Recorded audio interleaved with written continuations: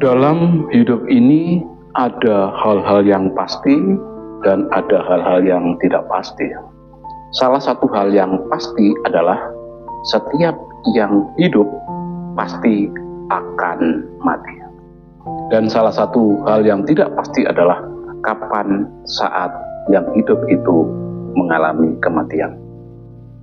Sebuah peristiwa yang masih membekas di benak saya, peristiwa beberapa tahun yang lalu, yaitu ketika salah seorang narapidana perempuan hendak dijatuhi hukuman mati. Setelah melalui proses menjalani hukuman yang cukup lama, mengajukan gerasi dan ditolak presiden, akhirnya ditentukan hari kapan peristiwa eksekusi itu akan dilaksanakan. Dia memang salah satu pengikut Yesus, namun awal hidupnya penuh kegelapan, banyak melakukan kejahatan, dan dia bersama anak dan menantunya membunuh sebuah keluarga.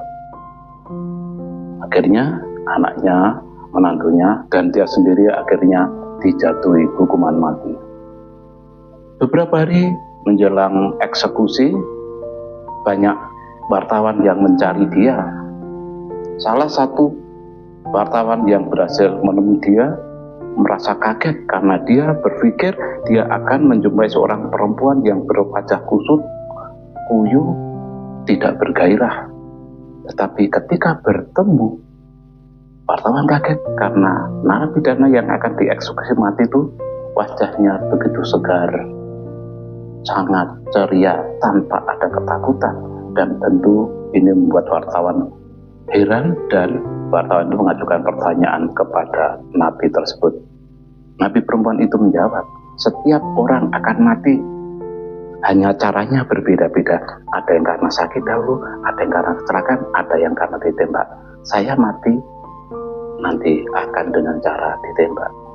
Banyak orang yang tidak tahu kapan hari kematiannya itu datang, tapi saya tahu 5 hari lagi hari kematian saya datang. Tapi bagi saya bukan kapan orang itu mati, bagaimana orang itu mati. Yang paling penting bagi saya adalah kemana setelah orang itu mati. Setelah saya mati, saya percaya Yesus sendiri yang akan menjemput saya. Sebuah iman yang luar biasa. Memang kualitas hidup seseorang lebih banyak ditentukan bukan bagaimana dia mengawali hidup, tapi lebih banyak bagaimana saat dia mengakhiri hidup. Yudas Iskariot 3 tahun terakhir hidup bersama Yesus, tapi bagaimana saat dia mengakhiri hidupnya. Petrus saat Yesus paling menderita, Petrus murid yang dikasih itu justru menolak Yesus, menyangkal Yesus 3 kali. Tetapi akhirnya Petrus bertobat dan menjadi paus yang pertama bagi kita. Santo Agustinus yang pestanya kita rayakan beberapa hari yang lalu, masa mudanya hidupnya penuh kegelapan, tetapi akhirnya hidupnya berubah menjadi uskup, menjadi pujangga gereja, dan dinobatkan menjadi seorang santo. Memang sekali lagi, kualitas hidup seseorang lebih ditentukan bukan bagaimana dia mengawali hidup, tapi bagaimana dia mengakhiri hidup. Maka salah satu perikop hari ini Yesus juga bersabda, berbahagialah hamba yang sedang bekerja, yang didapati tuannya ketika tuannya itu datang. Mari kita refleksikan dalam hidup kita sendiri. Selama ini kita merasa menjadi mantan pendoa yang dulu aktif kegiatan ini itu, tetapi bagaimana hidup kerohanian kita hari-hari ini? Atau kita merasa mantan pendosa, dulu kita cuek apatis terhadap berbagai kegiatan rohani.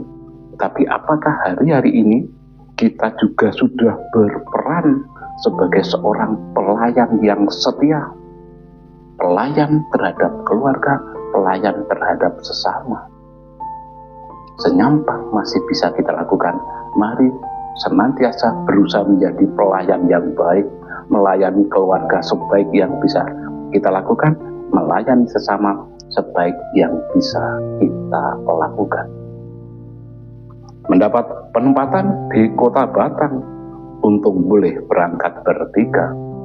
Kita tidak tahu hari mana Tuhan datang, maka mari senantiasa berjaga-jaga. Dan akhirnya kembali saya sampaikan, Salam bijar kasih.